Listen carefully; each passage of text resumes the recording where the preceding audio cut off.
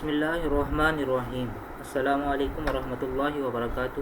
عزیز طلباء، آج ہم جماعت ششم کی اسلامیات کا سبق پڑھیں گے۔ باب ہے پنجم مشاہیر اسلام اور عنوان نمبر ہے 15 حضرت علی رضی اللہ تعالیٰ عنہ، اور ہمارا صفحہ ہے جس کی ہم پڑھائی کریں گے صفحہ نمبر 74۔ تو ہمارا عنوان ہے حضرت علی رضی اللہ تعالیٰ عنہ۔ بچوں، حضرت علی رضی اللہ عنہ کی سب سے پہلے ہم پڑھیں گے کہ انہوں نے اسلام قبول کیا، کیسے کیا، کن حالات میں کیا۔ تو حضرت علی رضی اللہ عنہ 9 عمر لڑکوں میں سب سے پہلے اسلام لانے والے ہیں، یعنی بچوں کے اندر 9 عمر لڑکوں کے اندر جو سب سے پہلے اسلام لانے والے ہیں وہ حضرت علی رضی اللہ تعالیٰ عنہ۔ جب نبی صلی اللہ علیہ وسلم کو اللہ تعالیٰ کی طرف سے اعلانیہ تبلیغ کا حکم ملا تو آپ صلی اللہ علیہ وسلم نے اپنے خاندان والوں کی دعوت کی، ضیافت یعنی ان کو کھانا کھلانے کے لیے بلایا۔ ضیافت کے بعد آپ صلی اللہ علیہ وسلم نے سب لوگوں کو اسلام کی دعوت دی اور فرمایا کہ وہ اللہ کے دین کو پھیلانے میں ان کے معاون و مددگار ثابت ہوں۔ کوئی بھی اس دعوت کو ماننے کے لیے تیار نہ تھا۔ اس وقت صرف حضرت علی رضی اللہ عنہ تھے جنہوں نے آپ صلی اللہ علیہ وسلم کو ساتھ دینے کا اعلان کیا، جس پر آپ صلی اللہ علیہ وسلم بہت خوش ہوئے۔ یعنی جب آپ صلی اللہ علیہ وسلم نے بڑے بڑے سرداروں کو دعوت دی، سب لوگ وہاں پہ خاندان والے بھی موجود تھے، تو آپ صلی اللہ علیہ وسلم کی بات ماننے سے انہوں نے انکار کر دیا، سوائے کس کے؟ حضرت علی رضی اللہ عنہ۔ انہوں نے آپ صلی اللہ علیہ وسلم کو کھڑے ہوئے کہا کہ میں آپ کی بات مانتا ہوں، آپ کا ساتھ دوں گا۔ اب حضرت علی رضی اللہ تعالیٰ عنہ تھے کون؟ تو حضرت علی رضی اللہ عنہ آپ صلی اللہ علیہ وسلم کے چچا حضرت ابو طالب کے بیٹے تھے۔ آپ رضی اللہ عنہ کی والدہ کا نام فاطمہ بنت اسد تھا اور آپ رضی اللہ عنہ کی کنیت ابو الحسن ابو تراب تھی۔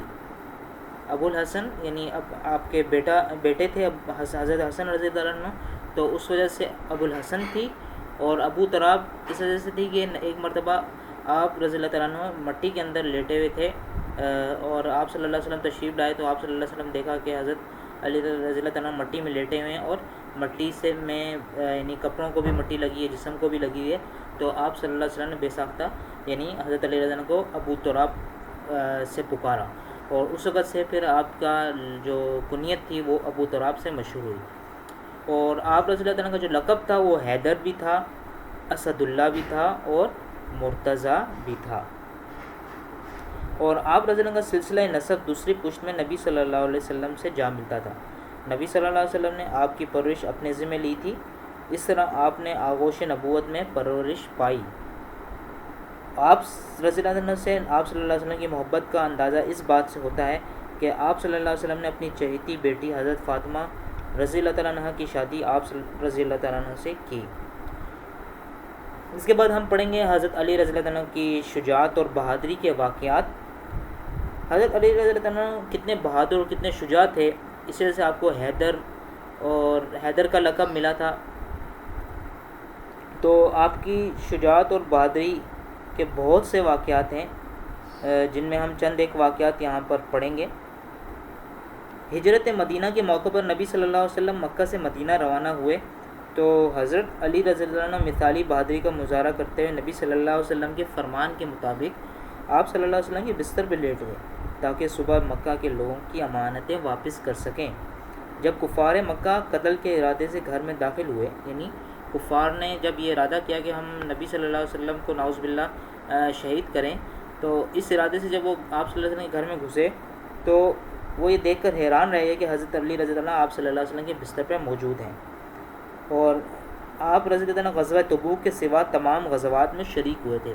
یعنی ایک غزوہ تبوک تھا جس میں نہ جا سکے تھے، اس کے علاوہ تمام غزوات میں، تمام جنگوں میں آپ نے اپنے بہادری کے جوہر دکھائے۔ اور غزوہ بدر کے موقع پہ آپ رضی اللہ عنہ نے ولید بن عتبہ اور نوفل بن خویلد جیسے زور آور جنگجوؤں کو موت کی گھاٹ اتارا۔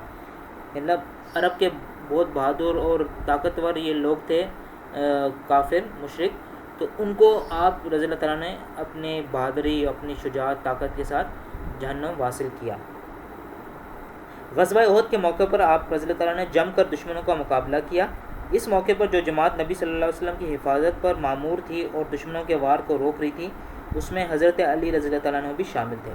غزوہ خندق کے موقع پر آپ رضی اللہ عنہ نے نامی گرامی جنگجو عمر بن عبدود اور اس کے بیٹے حنبل کو اس وقت یعنی قتل کیا، تہ دیغ کیا. یہ لفظ کیا ہے؟ تہ دیغ، یعنی تلوار کے نیچے لانا، تلوار سے قتل کرنا. تہ تیغ کیا جب انہوں نے خندق کو عبور کر لیا تھا. اس کے بعد کسی کو خندق پار کرنے کی جرت نہ ہو سکی. غزوہ خیبر کے موقع پر جب ایک قلعے کا نام کیا تھا؟ قموس. ایک قلعہ قموس فتح نہیں ہو رہا تھا تو حضور صلی اللہ علیہ وسلم نے فرمایا کل میں اسلام کا علم اس شخص کو دوں گا جو اللہ تعالیٰ اور اس کے رسول صلی اللہ علیہ وسلم سے محبت رکھتا ہوگا. دوبارہ سنیں یہ حدیث. حضور صلی اللہ علیہ وسلم نے فرمایا کل میں اسلام کا علم یعنی اسلام کا جھنڈا، جو جنگ میں ایک جھنڈا استعمال ہوتا تھا، وہ اس شخص کو دوں گا جو اللہ تعالیٰ اور اس کے رسول صلی اللہ علیہ وسلم سے محبت رکھتا ہے، اور اللہ تعالیٰ اور اس کے رسول بھی اس سے محبت رکھتے ہیں. اگلے دن آپ صلی اللہ علیہ وسلم نے حضرت علی رضی اللہ تعالیٰ کو علم عطا فرمایا اور ان کے لیے خصوصی دعا کی. قلعے کا سردار مرحب نام تھا قلعے کے سردار کا. وہ زرہ بختر اور اسلحے سے لیس ہو کر میدان میں اترا اور حضرت علی رضی اللہ تعالیٰ عنہ کو للکارا. حضرت علی رضی اللہ تعالیٰ عنہ نے ایک ہی وار میں اس کا کام تمام کر دیا. اس کے بعد یہودیوں کے حوصلے پست ہو گئے اور قلعہ آسانی سے فتح ہو گیا. اسی واقعے کی وجہ سے آپ رضی اللہ تعالیٰ عنہ کو فاتح خیبر کا لقب دیا گیا ہے. آپ رضی اللہ تعالیٰ عنہ کی ذات یعنی حضرت علی رضی اللہ عنہ کی جو شخصیت تھی وہ بے شمار خوبیوں کا مجموعہ تھی. آپ رضی اللہ تعالیٰ عنہ علم، تقوی، شجاعت، حکمت و دانائی، فصاحت و بلاغت جیسی عظیم صفات کے حامل تھے. یعنی علم ابھی آپ کے پاس بہت تھا کہ آپ صلی اللہ علیہ وسلم نے حضرت علی کو علم کا دروازہ کرا دیا،